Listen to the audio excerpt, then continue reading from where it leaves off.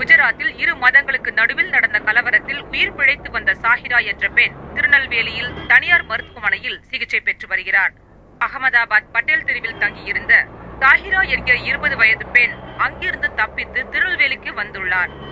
மரணத்தை கண் எதிரே கண்ட அந்த பெண் பஞ்சாபில் இருந்து தமிழ்நாட்டுக்கு வந்து கொண்டிருந்த சரக்கு லாரி. ஒரு பொண்ணு குஜராத்ல இருந்து தனியா வந்திருக்குன்னா பெரிய அதிசயம் தான். கொன்னுடுவாங்கன்ற பயம் வந்ததுனால தான் அவ ஓடி வந்திருக்கா. அப்படி ஒரு நிலைமை வந்தா வேற என்னதான் செய்ய முடியும்? சுயநினைவே இல்லாம 3 நாளா லாரியில கடந்து இங்க வந்திருக்கா. யூசுப் அலி என்பவரின் ஹோட்டலை கலவரக்காரர்கள் அடித்து நொறுக்கியுள்ளனர். பில்லிங் இருக்கட்டும், வந்து கொடுத்துறேன். குடும்பத்தை கொடுமையான முறையில் கொலை செய்வதை காண நேர்ந்த சாஹிரா, அந்த பெண் எதுக்கெல்லாம் உதாரணமா விளங்குறா? சகிப்புத்தன்மை, எதிர்த்து போராடுறது, அதையும் தாண்டி வாழறதுல. செக்குலர் பர்ஃபெக்டிவ் வழியா பார்க்கும்போது நீ எப்போ வந்த? அந்த குஜராத் பொண்ணை பத்தி நீங்க கேள்விப்பட்டிருப்பீங்கன்னு நினைக்கிறேன். அதான் நீ தெரிஞ்சுக்கிறதுக்கு முன்னாடி நான் தெரிஞ்சுக்கிறேன்ல. அதனாலதான் நீ எல்லாம் என்ன மாஸ்டர்னு கூப்பிடுற. இந்த முஸ்லிம் சமுதாயம் இதை எப்படி ஏத்துக்க போறாங்கன்னு தான் நான் யோசனை பண்றேன். முஸ்லிம் சமுதாயத்துக்கு அப்படி ஒரே கொள்கை எதுவும் இல்ல. இவன் முஸ்லிம் தானே, நீ இந்த விஷயத்தை எப்படி எடுத்துக்கிற? நான் வித்தியாசம் பண்ணல, மாஸ்டர் சொன்ன மாதிரி. மாஸ்டர் எதுவும் சொல்லல. இந்த கொடுமையில தாண்டி அந்த பொண்ணு. போதும் போதும் போதும். முஸ்லிம்கள்லயும் தீவிரவாதம் பேசுறவங்க இருக்காங்கல்ல, அவங்க பார்வையில இன்னைக்கு உலகம் முழுக்க வேட்டையாடப்படுற சமுதாயம் ஆயிடுச்சு இஸ்லாம். இஸ்லாம் எதுக்குறத ஒரு ஃபேஷன் ஆக்கிக்கிட்டாங்க. அப்படி வேட்டையாடப்படுற நம்ம சமூகத்தோட முழு பிரதிநிதி தான் இந்த பொண்ணு. அவளை சரியான வழியில நடத்த வேண்டியது நம்ம கடமை. நம்ம பாதுகாப்புல தான் அவ வாழணும். வாங்க வாங்க.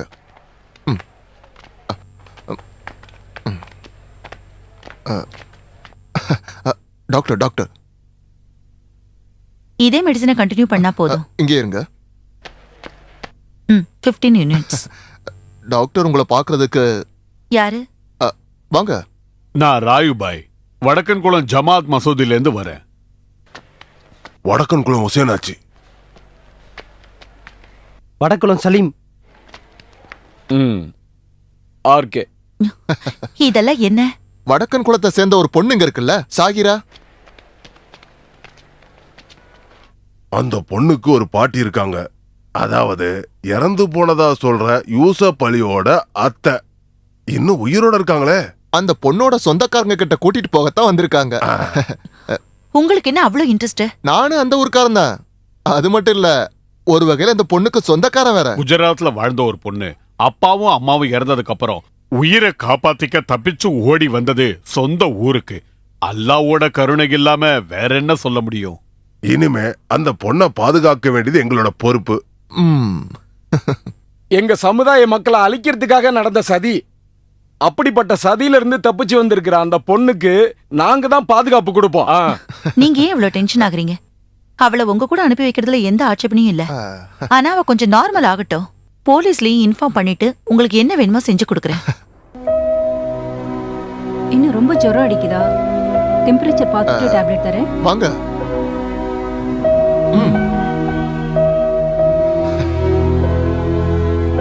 104 இருக்கு. ஒரு பாராசிட்டமால் போட்டா போதும். சாகிரா. ராயுபாய், வடக்கன்குளம் ஜமாத் மசூதில இருந்து வரேன். வடக்கன்குளம் ஹுசேனாச்சி. வடக்குளம் சலீம். ஆர்கே. உங்க ஊரை சேர்ந்த முக்கியமான ஆளுங்க.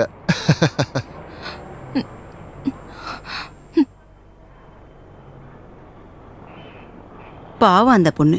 எப்படியோ சொந்தக்காரங்க அவளை தேடி வந்துட்டாங்க. நானும் கொஞ்ச நாளா யோசிச்சுக்கிட்டு இருந்தேன், இங்கிருந்து டிஸ்சார்ஜா எங்க போவாளோன்னு. கடவுள் வழியே காமிச்சிட்டாரு. ஜெமிலா, நீங்க இப்ப சொந்தக்காரங்க ஆயிட்டீங்க போல. ஆமா சிஸ்டர், நாங்க இன்னும் நெருக்கமான சொந்தமாக போறோம் கூடி சீக்கிரமே. அப்படின்னா இவளை கல்யாணம் பண்ணிக்கணும்னு அவரு விரும்புறாரு. அவன் அவ்வளவு மோசமானவனா? இது பெரிய தியாகம்னு எங்க ஆளுங்க சொல்றாங்க. யாரும் இல்லாத பொண்ணை காப்பாத்துறாரா? அவர் மனசுல என்ன இருக்குன்னு எனக்கு தான் தெரியும். ஒரு புது பொண்ணை அனுபவிக்கலாம்ல. ஆசை முடிஞ்சதும் எப்ப வேணா தூக்கி வீசலாம்ல.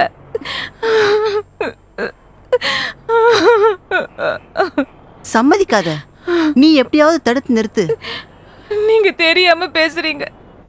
எங்க ஜாதி பொண்ணுங்க நினைச்சாலும் ஒண்ணும் செய்ய முடியாது.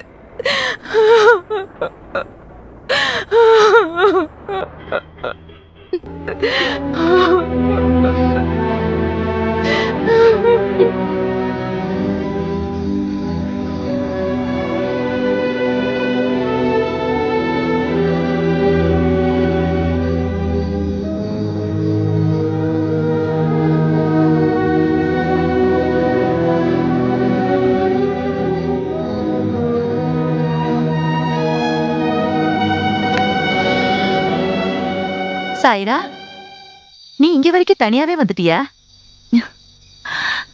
பரவாயில்லையே.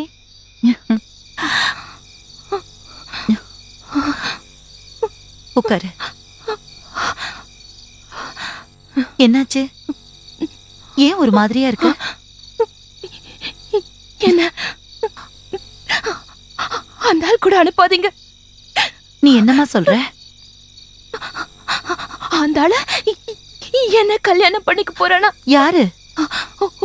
ஆத்மே பள்ளிக்காரங்களை கூட்டிட்டு வந்தால அந்த ஆளு. அந்த காதலியா சொல்ற? அவனுக்கு கல்யாணம் முடிஞ்சு குழந்தைங்களா இருக்குல்ல? அந்த ஆளு அவன் வைஃப் தான் சொன்னாங்க.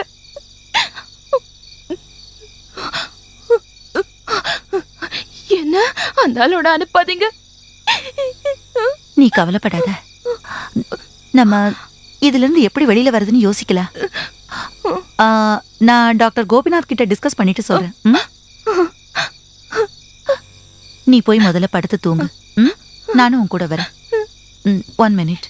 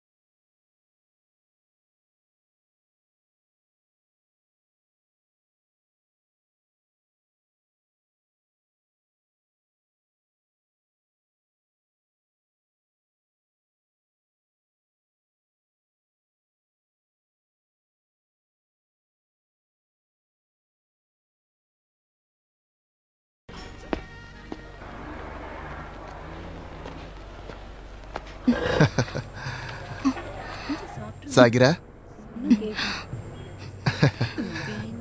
நான் உனக்கு ஒரு புது சுடிதார் வாங்கிட்டு வந்திருக்கேன். 2 நாள்ல உன்னை ஊருக்கு கூட்டிட்டு போகணும் இல்லையா? அப்போ நல்ல ட்ரெஸ் போட்டுக்கணும்ல? ஏன் எதுவுமே பேச மாட்டேங்கிற?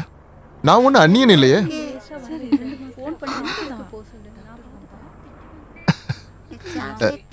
இன்னொரு முக்கியமான விஷயம் இருக்கு.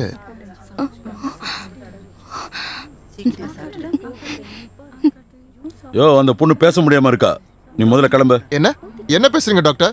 ஏன் சொந்தக்கார பொண்ணை நான் வந்து பார்க்க கூடாதா? நீ இப்போதைக்கு பார்க்க வேண்டாம், முதல்ல கிளம்பு. தண்ணி அடிச்சிட்டு வந்து கோவத்தை ஏமல காட்டாதீங்க. காட்டினா என்னடா செய்வ? இங்க பாருங்க, டா போட்டு கூப்பிட்டா அப்புறம் டாக்டர்னு கூட பார்க்க மாட்டேன். சின்ன பொண்ணுங்களை பார்த்தா உடனே உனக்கு கட்டிக்கணுமா? அது என்னோட சொந்த விஷயம்.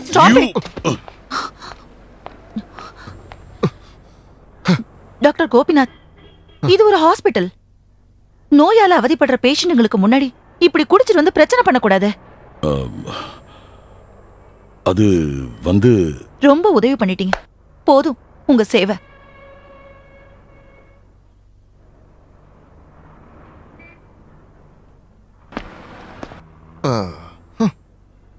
இங்க இருந்து முதல்ல நீ போ.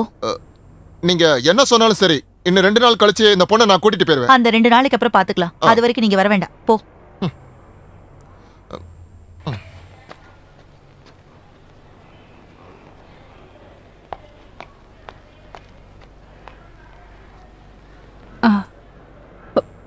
என்ன இருந்தாலும் கோபிநாத் சார் ஒரு பெரிய டாக்டர் இல்லையா? மேடம் எல்லார் முன்னாடி அவரை இப்படி பேசியிருக்க கூடாது. சாதாரண ஃப்ரெண்ட்ஷிப் இல்லை அவங்களுக்குள்ள இருக்க உறவு. அவங்க 2 பேரும் ரொம்ப வருஷமா காதலிச்சிட்டு இருந்தாங்க.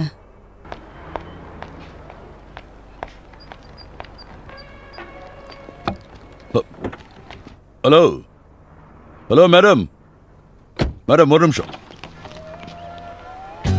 For more updates, like, comment, subscribe to our channel. Hey darlings, గంటని click చేయడం మర్చిపోకండి.